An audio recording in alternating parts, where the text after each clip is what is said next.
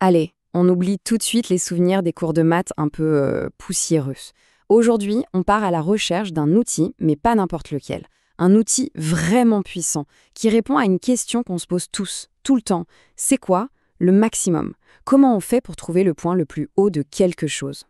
Pour commencer cette aventure, on va partir d'un défi très concret. Un problème qu'on peut presque voir et toucher. Voilà notre mission. On a la formule mathématique qui décrit cette magnifique arche de pont. La question est super simple en apparence. À quel endroit précis se trouve le point le plus haut et quelle est cette hauteur maximale? On pourrait y aller à tâtons, essayer plein de valeurs, mais il y a une façon de faire bien plus classe et surtout infaillible. La solution, en fait, elle est cachée juste sous nos yeux, dans la géométrie de la courbe. Pour la voir, il faut juste apprendre à regarder la forme d'une manière un peu différente. C'est une idée assez folle, mais fondamentale. Imaginez qu'on prenne une loupe sur n'importe quel petit bout de notre arche de pont. Plus on zoome, plus on se rapproche, et plus ce petit morceau de courbe a l'air de s'aplatir, jusqu'à devenir, à nos yeux, une simple ligne droite. Et cette ligne droite imaginaire, c'est notre grande star du jour. On l'appelle la tangente. Ce qui est génial avec la tangente, c'est qu'elle ne coupe pas la courbe. Non, elle ne fait que la frôler en un seul point. Et à cet endroit précis, elle a exactement la même inclinaison, la même pente que la courbe. Bon, chaque ligne droite, y compris nos tangentes, a une inclinaison. On appelle ça sa pente ou son coefficient directeur pour faire plus savant. C'est simple, si la ligne monte, la pente est positive, si elle descend, la pente est négative. Et c'est ce chiffre, cette simple valeur, qui contient toute l'information qu'on recherche.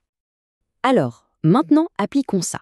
Si on se place mentalement, tout en haut de l'arche, au point culminant, et qu'on dessine la tangente, à quoi est-ce qu'elle ressemblerait? Quelle serait son inclinaison? Et voilà, c'est ça la clé.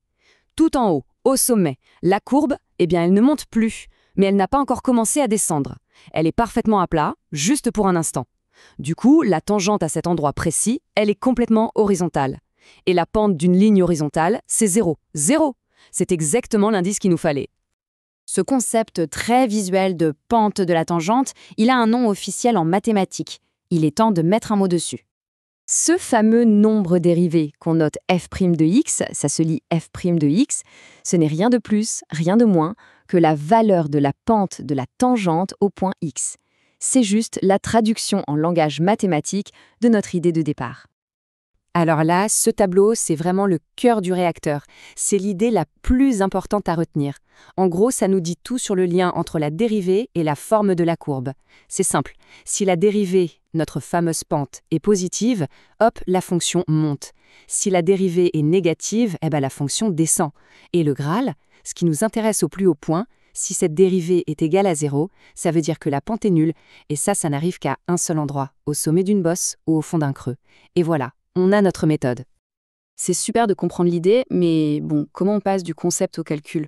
On ne va quand même pas dessiner des tangentes à chaque fois, ce serait beaucoup trop long. Exactement. Oublions le dessin. Ce qu'il nous faut, c'est une méthode automatique. Une sorte de machine qui prendrait notre fonction de départ et qui nous fabriquerait, comme par magie, une nouvelle formule capable de nous donner la pente en n'importe quel point, instantanément. Eh bien, cette machine, elle existe et elle porte un nom. C'est la fonction dérivée. C'est une nouvelle fonction qui dérive de la première, d'où son nom, et son seul et unique but dans la vie, c'est de calculer des pentes. Et pour construire cette fonction dérivée, pas de panique, on n'a pas besoin de tout réinventer. On a une petite boîte à outils avec quelques formules toutes prêtes. Par exemple, la dérivée d'un chiffre tout seul, comme 8, c'est 0. Logique, la courbe d'un chiffre seul est plate. La dérivée de x au carré, c'est 2x, et ainsi de suite. On va juste piocher dans ces règles et les appliquer.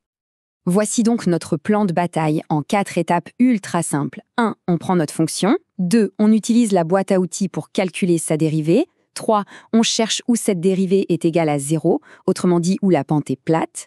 Et 4. On résout la petite équation pour trouver l'endroit précis du sommet. C'est parti! Parfait! Maintenant qu'on a notre super outil et notre plan d'action, il est temps de retourner voir notre pont. On va enfin résoudre ce mystère de la hauteur maximale. On se remet la fonction de l'arche en tête. La toute première étape de notre méthode, c'est de calculer sa fonction dérivée qu'on va appeler h' de x. On y va tranquillement, morceau par morceau, avec notre boîte à outils. Le terme en x carré, ça devient 2x, donc moins 0,9x carré devient moins 0,8x. Le terme 9,8x, lui, il perd son x et il reste juste 9,8.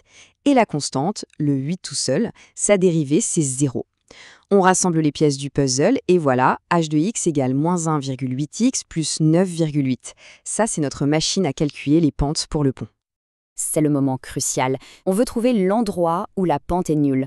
Donc on prend notre nouvelle fonction, notre machine à pente, et on lui demande à quel moment est-ce que tu vaux 0.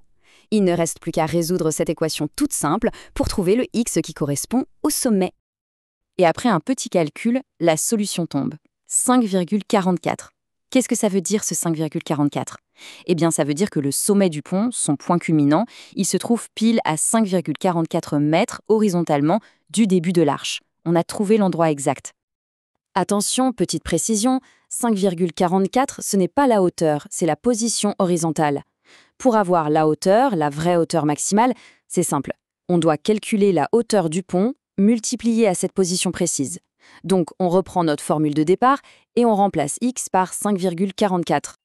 Et le calcul nous donne 34,67 mètres. Et voilà, le point le plus haut de ce pont est à très exactement 34,67 mètres de hauteur et il se situe à 5,44 mètres du bord. Problème résolu grâce à la magie des dérivés.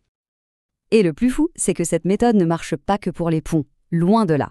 Pensez-y une seconde. Trouvez à quel moment le profit d'une entreprise sera maximal, ou quelle dimension donner à une boîte pour utiliser le moins de cartons possible, ou même à quelle heure il y a le plus de monde dans un magasin pour adapter le nombre d'employés.